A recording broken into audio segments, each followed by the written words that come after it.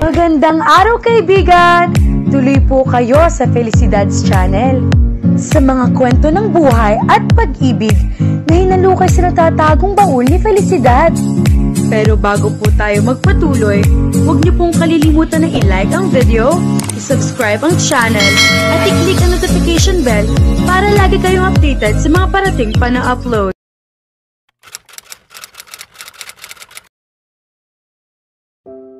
Nagpasya kaming dalawa ni Tina na lumabas at kumain sa paborito naming restaurant, ang Flat White Espresso. Isa itong cute at maaliwalas na lugar na may masasarap na pagkain at doon kami palaging kumakain. Gusto naming makapagkwentuhan dahil 3 buwan siyang nawala para sa sorpresa niyang bakasyon kasama ang kanyang high school sweetheart at kaibigan ko rin na si Franco. Umupo kami sa paborito naming mesa sa tabi ng bintana bago lumapit ang waiter para kunin ang order namin. Pareho naming in-order ang mga paborito naming pagkain. Bago ko namalayan, tuluyan na naman akong napatingin sa kawalan, iniisip si Kelly at ang alok niya. Laila, ilang beses ka nang tulala nitong mga araw. Ayos ka lang ba? Tanong ni Tina habang pinipitik ang daliri sa harap ko. Pasensya na, marami lang talagang nangyayari, Tina, sagot ko ng tapat. Laila, nandito ako para sa'yo. Pwede mong sabihin sa akin ang kahit ano. Sabi nga nila, kapag ibinahagi mo ang problema, kalahati agad ang nababawasan, sabi niya habang nakangiting lumalapit sa akin. Tina, baligtad yata ang kasabihang iyan, natatawa kong sagot, sakto namang dumating ang waiter dala ang pagkain at inumin namin. Nagpasalamat kami bago siya umalis. Ayan, Laila. Nakikinig ako, Anya, hinihikayat akong mag-open up. Nawalan ako ng trabaho dahil kay Amor, sabi ko habang bumuntong hininga at kumuha ng fries. Ano, halos pasigaw niyang sagot, dahilan para mapatingin ang mga tao sa loob ng restaurant. Huwag ka maingay, Tina. Ay sorry, paano nangyari? Pina-frame niya ako. Para paikliin ang kwento, sabi ko, sabay kuha ng fries mula sa plato niya. Tinampal niya ang kamay ko. At ang mas masakit pa, due na halos lahat ng bills ko, pati renta, at tuition fee ni Vivian. Hindi ko na alam ang gagawin ko, sabi ko, halatang sobrang pagod at nabibigatan. Nako, Laila, pasensya na. Ang hirap niyan, sagot niya habang tinatangka akong pakalmahin. Bigla namang tumunog ang cellphone niya. Ipinasok niya ang kamay sa bag para hanapin ito at nakalabas siya ng isang magazine. Pero ang larawan sa cover ng magazine ang agad na nakakuha ng atensyon ko, sakto naman na nailabas na niya ang cellphone at binulong sa akin na si Franco ang tumatawag. Patuloy pa rin sa pakikipag-usap sa kanyang nobyo, si Tina habang ako naman ay dinampot ang magazine at tiningnan ang larawang agad na nakakuha ng atensyon ko. Isang litrato ni Kelly ang nasa cover, may nakasulat na, nangungunang 10 magagandang bilyonaryong binata. Mabilis kong binuksan ang unang pahina at nakita siyang nakalagay bilang rank 1. Wow! At ang buong pangalan niya ay Kelly Aboitiz, punong tagapamahala ng isang multibilyong dolyar na kumpanya. Aboitiz Corporation Limited. Laila, may sinasabi ka kanina, sabi ni Tina matapos ibaba ang telepono, ibinibigay na sa akin ng buo ang kanyang atensyon. Napabuntong hininga ako, ibinaba ang magazine, at napaisip kung paano biglang naging napakakomplikado ng buhay ko. Ikinuwento ko sa kanya lahat, mula sa unang pagkikita namin ni Kelly hanggang sa alok niyang kasunduan. Hindi ko maintindihan kung bakit siya napakatigas ng ulo sa isip-isip ni Kelly. Halos lahat ng babae nangangarap na mapakasal sa akin, kaya hindi ko malaman kung bakit parang napakahirap para sa kanya. 2 araw na ang lumipas, at wala pa rin akong natatanggap na tawag mula sa kanya. Naiinis ko itong iniisip habang nakaupo ako sa swivel chair sa opisina. Nabunot ako sa iniisip ko nang tumunog ang intercom. Pinindot ko agad ang buton nang marinig ang nakakainis na boses ng sekretarya ko. Ginoo Kelly, may babaeng gustong makipagkita sa inyo, sabi niya. Mabilis na sumagi sa isip ko si Laila. Umaasa ako, halos dasal na siya iyon. Ano ang pangalan niya? Tanong ko. Miss Laila Ramos po, sir. Muntik na akong umiti. Sa halip ay isang maigsing, masiglang tugon ang lumabas sa akin. Papasukin mo siya. Pagkatapos ng pag-uusap namin ni Tina, nakapagdesisyon na ako. Papakasalan ko siya. 1 taon lang naman. Pagkatapos noon, tapos na. Maghahain kami ng diborsyo. Diretso at simple. Gaano ba kahirap iyon? Hindi naman siguro masyado, tama? Kailangan ko ng pera, pangrenta, pambayad ng bayarin at pangmatrikula ni Vivian. Nagpunta ako sa opisina ni Kelly upang sabihin sa kanya ng personal ang desisyon ko. Hindi ko na kailangan pang tumawag, gusto ko nang matapos ang lahat ngayong araw. Sinubukan akong kausapin ni Tina para baguhin ang isip ko. Nag-alok din siya na papahiramin niya ako ng pera. Pero ayaw ko siyang maabala o mapagod sa problema ko. Tinanggihan ko. Kailangan kong kumita sa sarili kong paraan. Hindi iyon pagmamataas, ganito lang talaga ang pagpapalaki sa akin. Huwag idamay ang iba sa personal mong pasanin.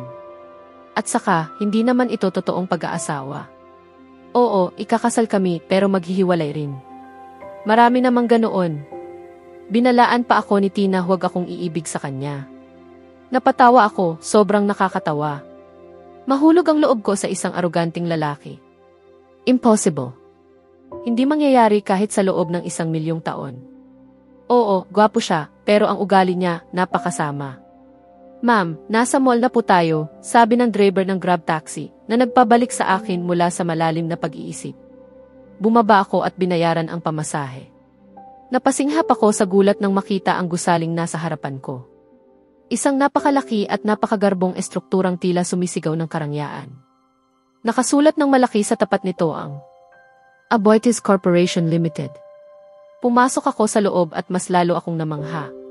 Mas maganda pa ang loob kaysa sa labas, bawat sulok ay mukhang perpektong inayos at dinisenyo. Hindi na ako nagulat pagkatapos ng engranding mansyon ni Kelly, ito ang inaasahan. Maraming taong naglalakad, abala sa kani-kanilang gawain, karamihan ay may seryosong ekspresyon. Lumapit ako sa receptionist na abala pa sa pakikipag-usap sa telepono, pero ngumiti siya nang magiliw nang makita ako. Pagkababa niya ng telepono ay agad siyang nagsabi, Aboitiz Corporation Limited, ma'am. Paano po ako makakatulong? Malumanay ang boses niya at nakakahawa ang kanyang ngiti kaya napangiti rin ako pabalik. Narito ako para makipagkita kay Kelly Aboitiz, sabi ko ng maayos. Ngumiti siya muli bago sumagot, dumiretso po kayo sa pasilyo, gamitin ninyo ang elevator sa kanan at pindutin ang pinakamataas na palapag. Nandoon po ang kanyang sekretarya na tatanggap sa inyo. Nagpasalamat ako at naglakad papunta sa elevator. Sinunod ko ang mga direksyon niya. Pumasok ako sa elevator at pinindot ang top floor. Habang umaandar ito, may mga taong sumasakay at bumababa sa bawat palapag, hanggang sa ako na lamang ang natira pag-akyat sa itaas. Siguro ay kakaunti lang ang tao sa pinakamataas na palapag. Pagbukas ng pinto, agad akong lumabas. Pakiramdam ko, napakatagal kong naipit sa loob. Takot talaga ako sa masisikip na lugar, hindi ko kayang manatili roon ng matagal. Habang naglalakad ako palapit, nakita ko ang isang babaeng nakaupo sa mesa, malamang siya ang sekretarya. Agad kong hindi nagustuhan ang sekretarya. Mayroon siyang aura na tila suplada at hindi pala kaibigan, may nakakunot na mukha sa ibabaw ng kanyang makapal na makeup.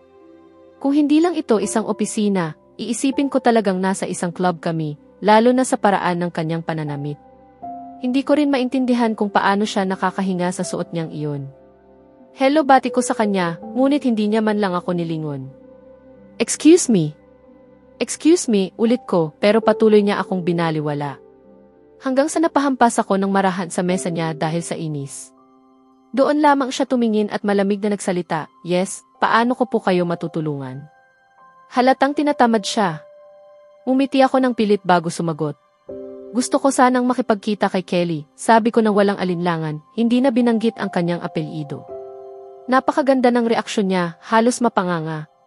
Natawa ako ng lihim. Sino ka ba at may appointment ka ba?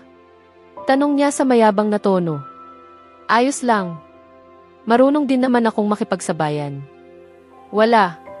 Sabihin mo na lamang na narito si Miss Leila Ramos, sagot ko sa maihamong paraan. Ayaw man niya, pinindot niya rin ang intercom at nagsalita ng propesyonal. Ginoong Kelly, may babaeng nais kayong makausap. Huminto siya bago dagdagan, ang pangalan niya ay Miss Leila Ramos, sir. Tinitigan niya ako ng masama bago niya ituro ang direksyon ng opisina. Habang naglalakad ako sa pasilyo, hindi ko nakalimutang magbigay sa kanya ng pasimpleng pagmamarka ng biro, isang kunwari isalutong ng aasar, bago ako nagpatuloy hanggang sa pinakahuling silid, ang opisina ni Kelly. Pagdating ko roon, biglang nawala ang paninindigan ko. Kanina, puna ko ng tapang. Pero ngayon, parang kinakabahan ako. Kumatok ako sa pinto. Pagkarinig ng pasok, binuksan ko ito at pumasok. Naroon siya, nakaupo sa kanyang upuan, mukhang perpektong nakapwesto at nakatitig sa akin ng mariin, malinaw na sinusubukang intimidahin ako. Tinitigan ko rin siya pabalik upang ibalik ang aking kumpiyansa. Nang marinig ko ang katok sabi ni Kelly sa kanyang isipan, umayos ako ng upo upang magmukhang mas nakaka-impress at nakakatakot bago ko sabihing pasok. Pagpasok niya, literal na parang nawala ang hangin sa paligid ko. Hindi naman siya nakasuot ng anumang ingrande, isang simpleng puting bestida lamang, pero nagawa niyang magmukhang napakaganda at kaakit-akit ng sabay. Sa susunod na kabanata, aasahan niyo ang mas matinding tensyon at damdamin habang magsisimulang mag-usap sila Ila at Kelly tungkol sa nakaraang alok at kasalukuyang sitwasyon.